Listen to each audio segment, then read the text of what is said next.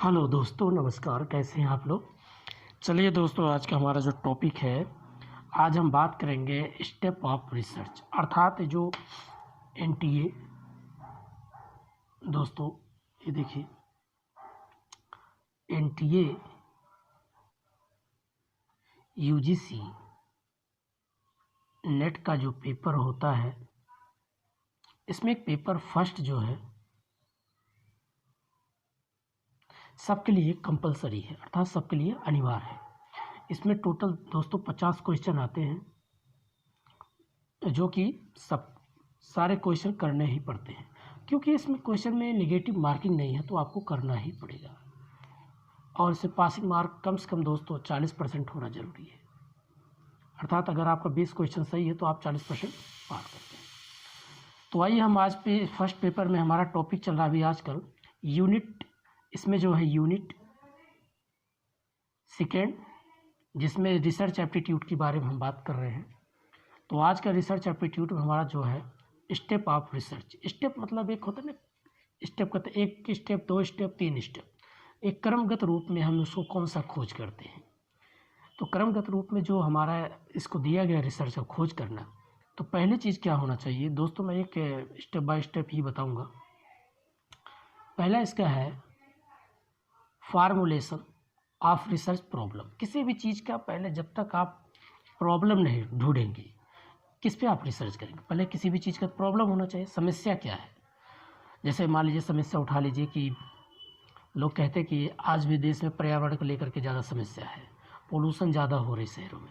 तो उस समस्या कहाँ से उत्पन्न हो रही है ना। उस समस्या के बारे में हमें डीपली सोचना है। जब उस समस्या में पता चलेगी, कहेंगे पोल्यूशन होने का कारण है क्लाइमेट का परिवर्तन होना, या आज का व्हीकल सबसे ज़्यादा होना, है ना, पेड़ पौधों की संख्या कम होती जा रही है, जंगलों की कटाई होती जा रही है। तो हम उस पर एक एक चीज़ को रिसर्च करते हैं। तो पहले क्या चीज़ होना है, कुछ रिसर्च पहले प्रॉब्लम लेके आओ, वो समस्या क्या है जिस पर हमें रिसर्च करना है। फिर उस प्रॉब्लम को हम यहाँ देखिए दोस्तों, इस फार्मूलेशन ऑफ रिसर्च जो प्रॉब्लम है, इसको हम कई भागों में डिवाइड कर रखें। पहले उसका लिटरेचर के रूप में, एक साहित्यिक के रूप में एक रिव्यू, समीक्षा करना, पढ़ना, देखना। फार्मूलेशन को फिर एक ऑब्जेक्टिव होना चाहिए, हमारा उद्देश्य क्या है। इसके उद्देश्य मतलब जैसे अगर आप रिसर्च कर रहे हैं तो आपका एक उद्देश्य होना चाहिए। अगर कोई आप प्रॉब्लम ढूंढे तो उसका उद्देश्य क्या है, इसको कैसे सॉल्व किया जाए, हल किया जाए। उसके बाद आइडेंटिफाई करो, एक एक चीज़ का चेक करो सही है कि गलत है। उसको वेरिएबल रूप में, परिवर्तन रूप में, वेरिएबल भी दो होता है, जैसे डिपेंडेंट वेरिएबल है, इंडिपेंडेंट वेरिएबल। तो वेरिएबल में क्या होता है दोस्तों, जैसे डिपेंडेंट का मतलब जैसे अगर मान लीजिए मैं अपने घर से अगर पैसा ले रहा हूँ पढ़ाई के तौर पर, तो मैं डिपेंडेंट हूँ, ठीक है। इंडिपेंडेंट वो होगा जिस दिन मैं अपने खुद से जॉब करने लग गया, खुद से टीचिंग लाइन में काम करने लग गया, तो मैं इंडिपेंडेंट हो गया, क्योंकि अब मुझे घर से पैसा नहीं लेना। तो इसको भी हमें पता करना, वेरिएबल, इनवेरिएबल, मतलब वेरिएबल डिपेंडेंट, इंडिपेंडेंट वेरिएबल। तो उसका मेजरिंग करेंगे, एक नाप करेंगे, स्केल करेंगे।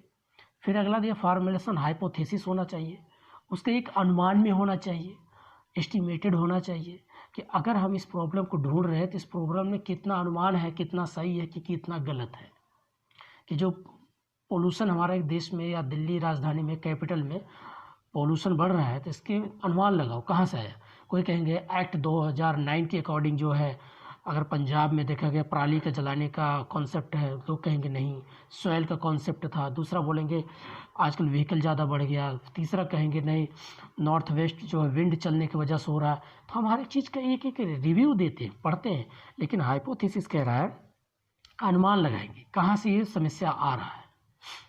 तो पहली चीज़ में क्या होगा दोस्तों, प्रॉब्लम को ढूंढना, ये तो आपको समझ में आ गया होगा।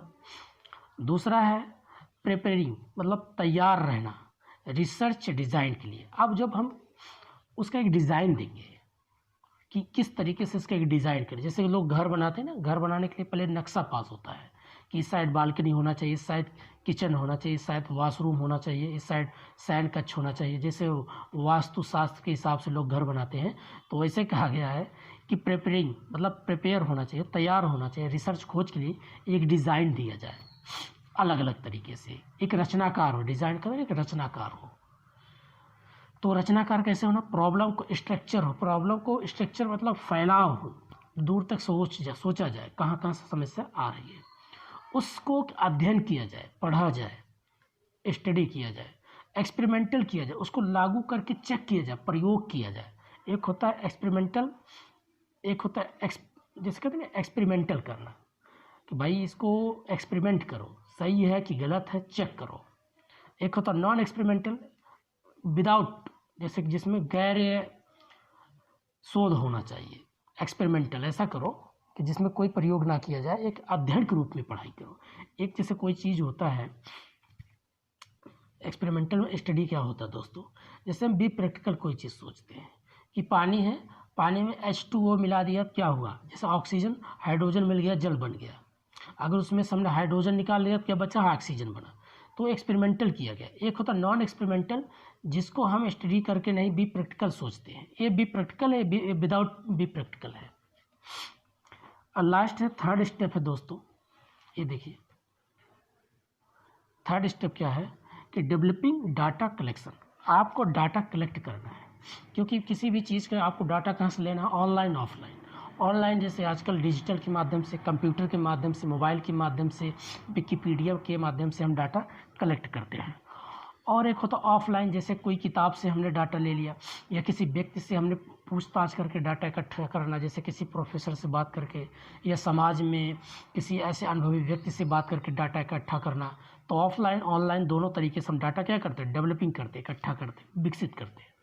उसको फिर क्या करते हैं, इंस्ट्रूमेंट होता है। इंस्ट्रूमेंट जैसे छोटे छोटे हथियार, एक पार्ट है जिसका हमारा इंस्ट्रूमेंट के रूप में काम करे। इंस्ट्रूमेंट जैसे पेन है, एक इंस्ट्रूमेंट ही तो है।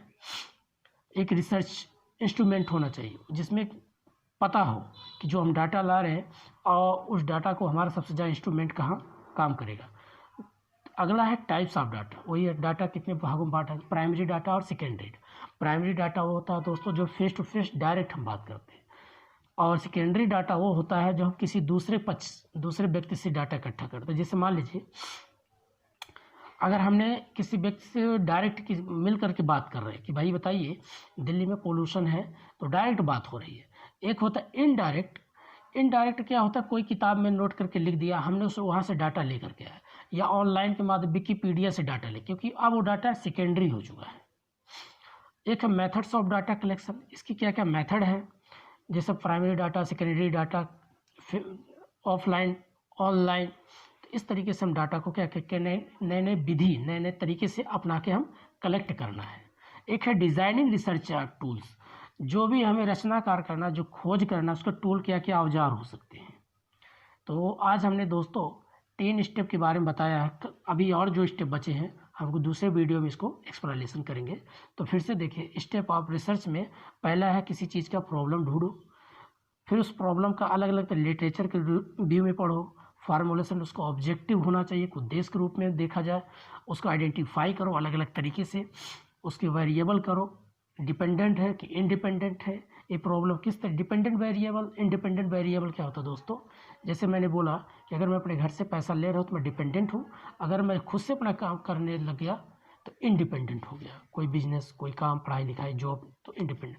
उसको मेजरिंग करना, उसको नाप करना स्केल के रूप में, फार्मूलेशन हाइपोथेसिस हो अनुमानित के रूप में होना चाहिए।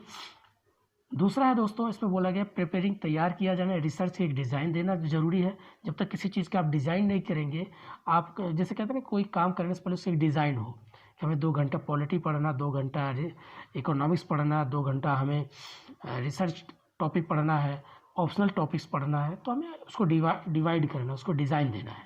तो इसी प्रकार से उस क्या है प्रॉब्लम जो है उस समस्या को डिज़ाइन करना पड़ेगा। प्रॉब्लम के स्ट्रक्चर अलग अलग रूप में बांटना, स्टडी करना, अध्ययन के रूप में उसको डिज़ाइन करना कि अब इस टॉपिक को ऐसे पढ़ना है, इस टॉपिक को ऐसे करना है। एक्सपेरिमेंटल अनुभव के रूप में एक्सपेरिमेंटल करना, खोज करना, रिसर्च करना, प्रयोग करना, शोध करना, इसके रूप में। नॉन एक्सपेरिमेंटल, विदाउट खोज किए हुए डायरेक्ट डाटा के रूप में बात करके इकट्ठा करना। थर्ड होता है डेवलपिंग डाटा कलेक्शन। डाटा को कलेक्शन कैसे कहाँ किया जाए, तो प्राइमरी डाटा, सेकेंडरी डाटा, उसके क्या क्या इंस्ट्रूमेंट हैं। टाइप्स ऑफ डाटा देखिए दोस्तों, टाइप्स ऑफ डाटा लिखा हुआ है कि मतलब प्राइमरी डाटा कौन है, प्राइमरी डाटा जो डायरेक्ट बात करके, सेकेंडरी जो इनडायरेक्ट हम बात करके निकालते हैं। जैसे डाटा क्या है, प्राइमरी डाटा दोस्तों, जैसे मैं डायरेक्ट आपसे बात करूँ तो हमारा, आप हमसे जो कुछ पूछे डाटा हम डायरेक्ट बता रहे हैं। इनडायरेक्ट क्या होता है कि आपने कोई डाटा, हमने मान ली कोई बुक में लिख दिया, आपने वहाँ से उठा लिया, तो इनडायरेक्ट आपको मिल रहा है, डायरेक्ट नहीं इनडायरेक्ट मिल रहा है। नेट से हमने डाटा वहाँ से ले रहा है पोल्यूशन के बारे में, तो इनडायरेक्ट मिल रहा है। मेथड्स ऑफ डाटा, इसकी क्या क्या विधि, वही प्राइमरी सेकेंडरी, किस तरीके से हम डाटा कलेक्शन करेंगे, डिज़ाइन कैसे करेंगे, इसका अलग अलग डिज़ाइन कैसे दिया जाए। अब डिज़ाइन करने के बाद इसका रिसर्च हम कैसे खोज करेंगे, डिज़ाइन मतलब रचनाकार के रूप में हम टूल बनाएंगे अलग अलग, कि पहले चेक करेंगे यहाँ क्लाइमेट कैसी है, यहाँ के लोग रहन सहन कैसी है, और दूसरी चीज़ यहाँ चेक करें कितने लोग घर में, व्हीकल कितनी है, यहाँ की हवा कैसी चलती है, यहाँ आसपास इंडस्ट्रियल एरिया कैसा है। तो इसी सब चीज़ों क्या करते हैं हम, एक टूल के रूप में अलग अलग हम डिज़ाइन करते हैं। तो आज का इतने दोस्तों, थैंक यू सो मच। आप पर डे आपका NTE नेट का फर्स्ट पेपर, सेकंड पेपर का टॉपिक आता रहेगा, और आप हमारे साथ जुड़े रहिए, आपका फ़ायदा ही होगा दोस्तों। हम चाहते हैं कि हमारा देश आगे निकले, अच्छा कुछ करे। Thank you so much.